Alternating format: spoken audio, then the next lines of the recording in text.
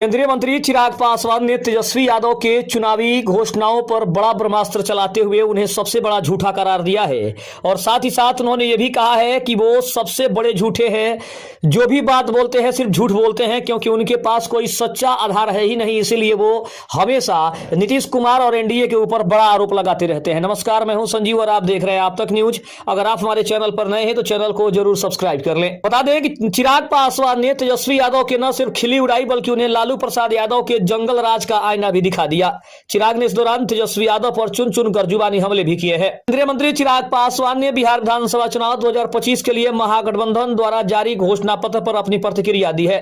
उन्होंने कहा है कि जब आप सत्ता में नहीं आने वाले हैं और आपके पास अपने वादों को पूरा करने की कोई जिम्मेदारी नहीं है तो झूठ बोलने में क्या हर्ज है। चिराग पासवान ने कहा कि शुक्र कीजिए कि उन्होंने एक परिवार से एक व्यक्ति को सरकारी नौकरी बोली है। अगर ये लोग झूठ बोलने पर जाए तो परिवार के सभी लोगों को सरकारी नौकरी बोल दे। इस तरह से बिहार के सभी 14 करोड़ लोगों के लिए सरकार नौकरी की घोषणा कर दी जाएगी। बहरहाल बिहार के लोगों में इतना विवेक और बुद्धि होती है कि वे जानते हैं कौन झूठ बोल रहा है और कौन सच बोल रहा है। कोई उनसे पूछे कितना राजस्व कहां से आएगा और बिना राजस्व की ये घोषणाएं कैसी पूरी होगी। चिराग पासवान ने तेजस्वी यादव के वादों पर भी अपना आईना दिखा दिया है।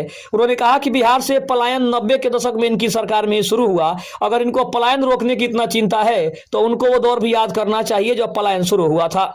ये लोग आज भी हुड़दंग मचा रहे हैं। बिहार अगर आज इतना पिछड़ा है तो उनकी सरकार की वजह से है।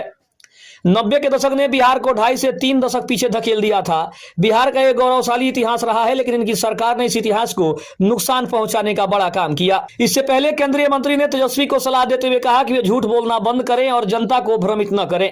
विधानसभा चुनाव में विपक्ष के घोषणा पत्र को चिराग पासवान ने बेबुनियाद बताया और कहा कि ये महज चुनावी जुमले हैं। तेजस्वी यादव दावा कर रहे हैं कि हर परिवार को एक सरकारी नौकरी दी जाएगी, लेकिन ये सब खोखले वादे हैं। तेजस्वी यादव को ही पता है कि वे सत्ता में नहीं आ रहे हैं तो आखिर झूठ बोल देने में क्या दिक्कत है। चिराग पासवान ने कहा कि जीविका की नकल भी तेजस्वी यादव कर रहे हैं। जीविका योजना का जिक्र करते हुए उन्होंने कहा कि जीविका की नकल किसने की, आज विपक्ष और उनका पूरा परिवार इस पर चिंता जता रहे हैं। असल में 2005 से पहले जब तक बिहार में मुख्यमंत्री नीतीश कुमार के नेतृत्व में एनडीए की सरकार नहीं आई तब तक यह कार्यक्रम अस्तित्व में ही नहीं आया था। उन्होंने कहा कि एक तरफ महागठबंधन ने एक डिप्टी सीएम की घोषणा की है, हम ऐसी कोई घोषणा नहीं कर रहे हैं। हमारा मानना है कि जब हम सत्ता में आते हैं तो सभी को उनकी क्षमताओं के आधार पर प्रतिनिधित्व मिलना चाहिए और ये उनका अधिकार भी होना चाहिए। उन्होंने तेजस्वी यादव पर तंज कसते हुए कहा कि वो अपने परिवार के बाहर किसी को भी सक्षम नहीं मानते हैं। अगर लालू प्रसाद यादव जेल जाते हैं तो उनकी पत्नी सीएम बन जाएंगी। अगर वो अपना कार्यकाल पूरा नहीं करते हैं तो उनका बेटा सीएम बन जाएगा। तो ये उनके परिवार की परंपरा रही है, इसलिए इसके ऊपर ज्यादा बात करना बिल्कुल भी सही नहीं है। खबर कैसी लगी कमेंट में जरूर बताइएगा। तब तक के लिए धन्यवाद। जय हिंद, जय भारत।